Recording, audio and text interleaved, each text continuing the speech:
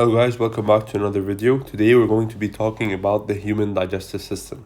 So in order to understand the human digestive system, first we're going to be looking at some terms that we have to know to understand it. So first term is ingestion, which means the taking in of food and drink substances through the mouth. So that's before we start breaking it down. Just when we take food in or drink in, that's what we call ingestion.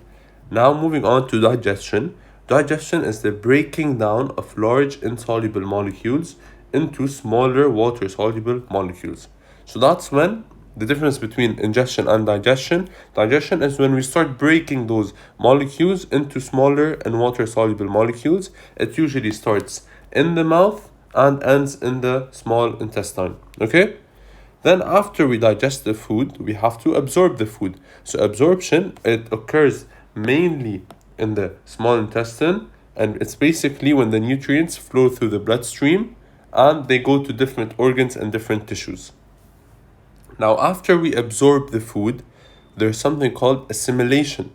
Now you have to pay attention between the difference between absorption and assimilation. So assimilation is when they use the nutrients for energy. And now when we're gonna solve the quiz, you're going to be able to see that when they use the word use for energy, that's when we say it's assimilation. However, when they just talk about the nutrients are being flown in the bloodstream to different tissues and organs, that's called absorption.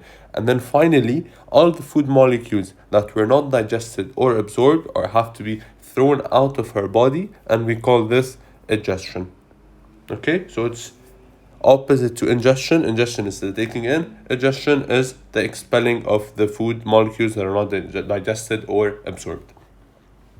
Now let's focus mainly on digestion first. So digestion can be broken down or split into two different parts. We can have something called mechanical digestion and we can have something called chemical digestion. So what's the difference between the both? So mechanical is, the key word is, it's the physical breakdown, okay? So it's the physical breakdown of large food molecules into smaller pieces.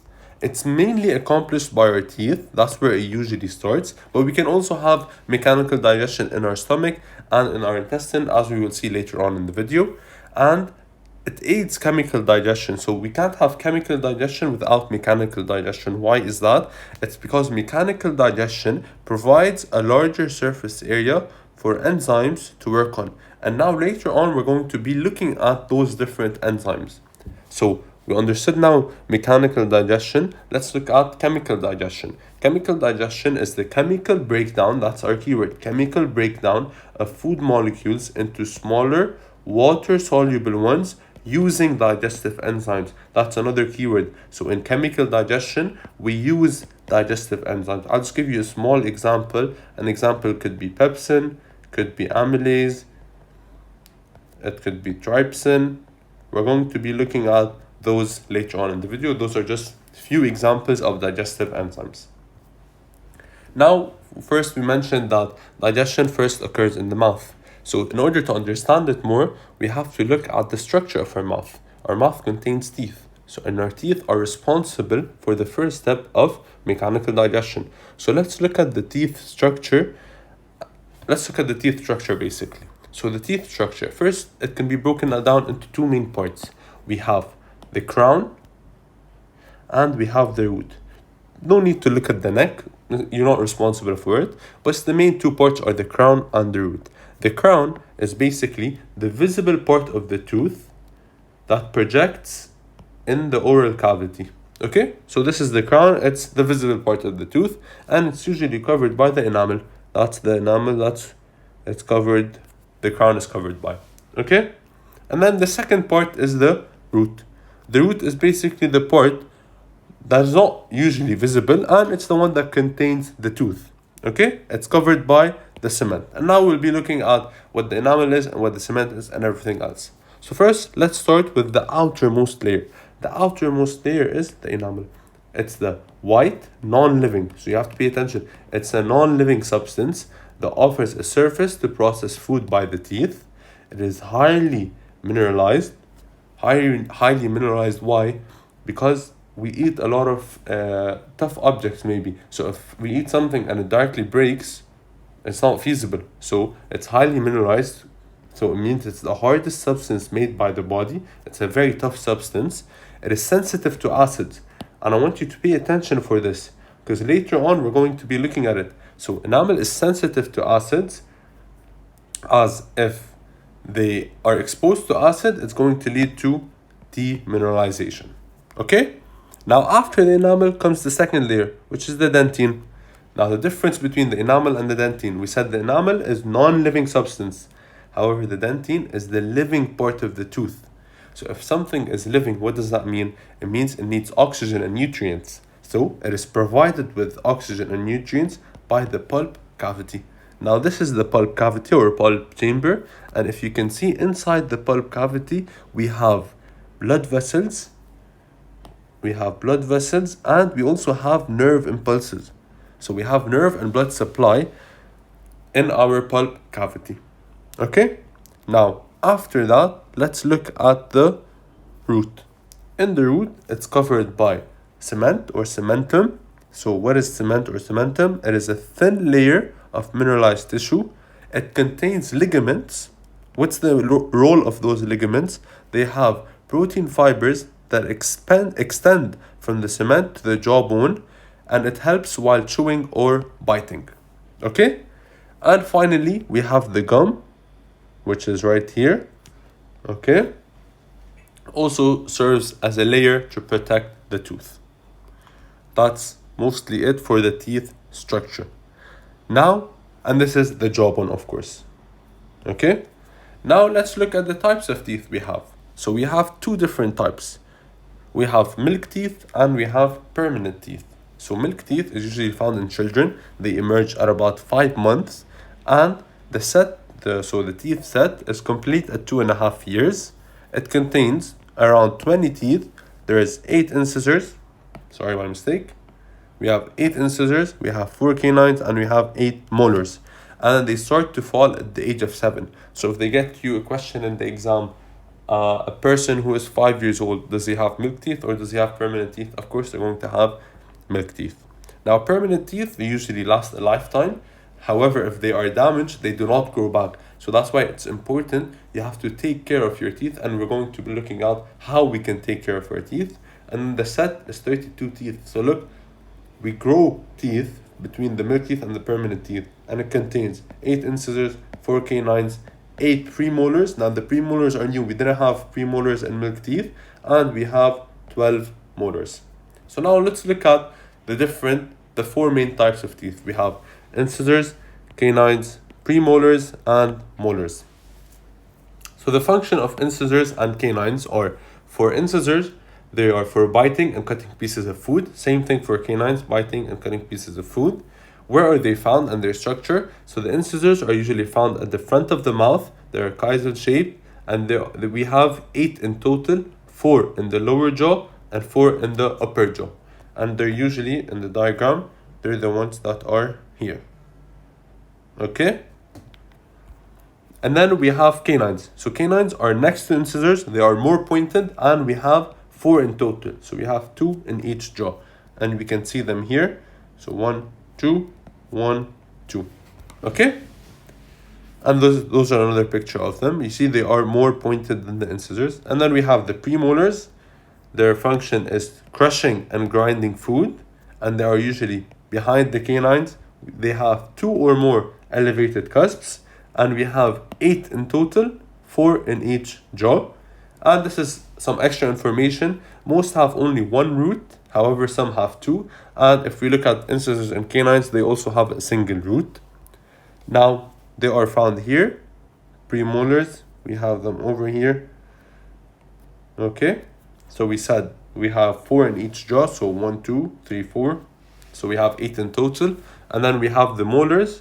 They are also responsible for crushing and grinding food. We have a total of 12 molars, 6 in each jaw, and they usually found at the back of the jaw. They have 2 or more roots, and they have 4 or 5 cusps each, and they are usually larger than the premolars, as we can see in the image here. Okay, perfect.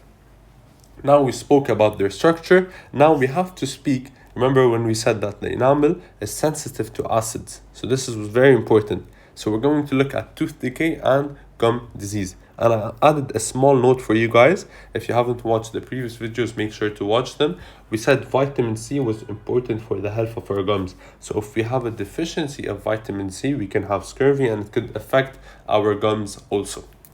So now, how does tooth decay occur?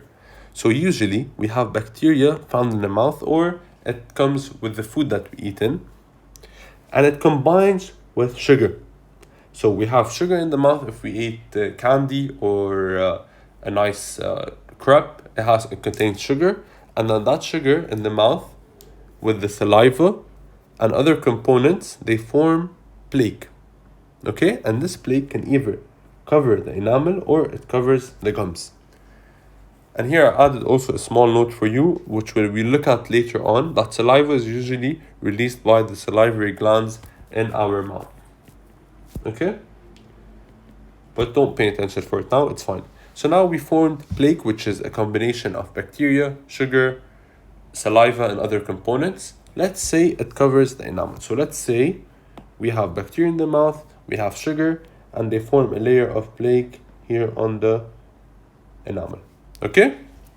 Now, bacteria in this plaque, they feed on sugar. How do they feed on sugar? They feed on sugar anaerobically. Okay, so remember anaerobic respiration. So they respire anaerobically. And then what will they produce? They will produce lactic acid. And what did we say about acid? Acid is, they said the enamel is sensitive to acid.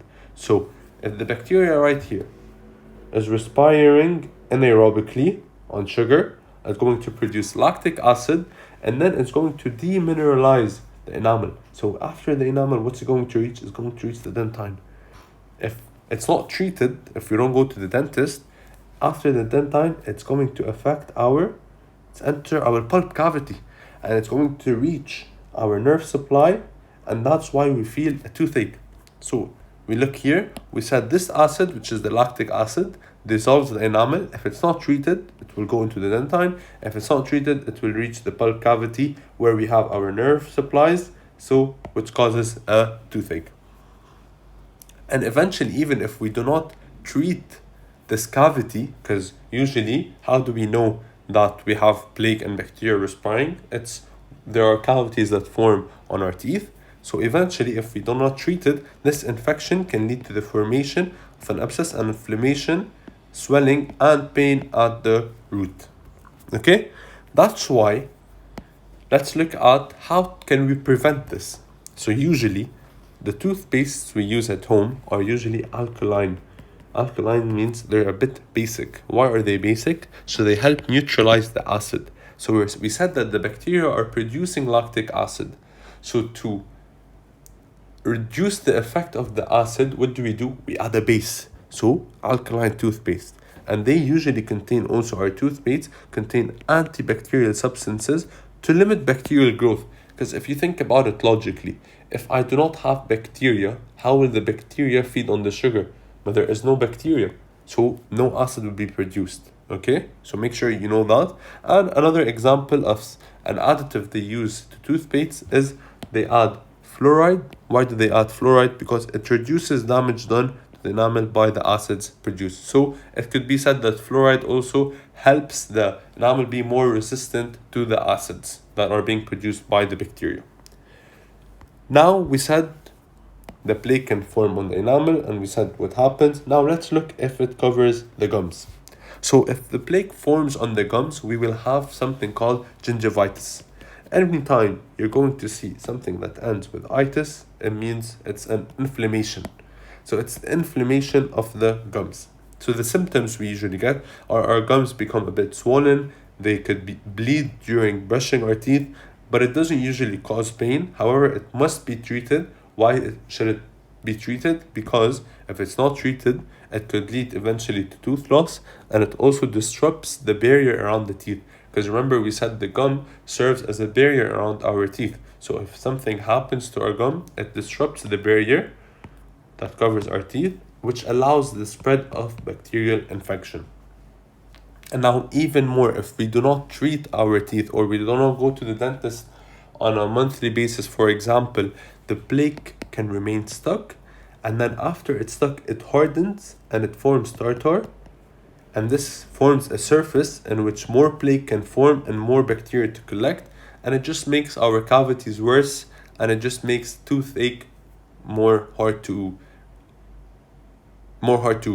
what's it called, more hard to resist. Okay, and we can only remove that tartar by dentist intervention. So after we cross that level, when the plaque remains stuck and we do not brush our teeth on a regular basis, we have to start going to the dentist and for the dentist to remove our cavities. So what is the solution after all this? So the solution is we have to brush our teeth at least 2 times a day, okay? And we also avoid sugary foods. Why do we avoid sugary foods? Because we said, what do bacteria feed on? Bacteria feed on sugar. They respire anaerobically, which makes them produce lactic acid, and that lactic acid is the acid that dissolves the enamel, as we saw here. After it dissolves the enamel, it's going to reach the dentine. After the dentine, it's going to reach the pulp chamber. And of course, try to floss your teeth on a regular basis also. Now, that's it for the tooth structure. I hope everything's understood. If you have any questions about the teeth structure, please leave a comment down below.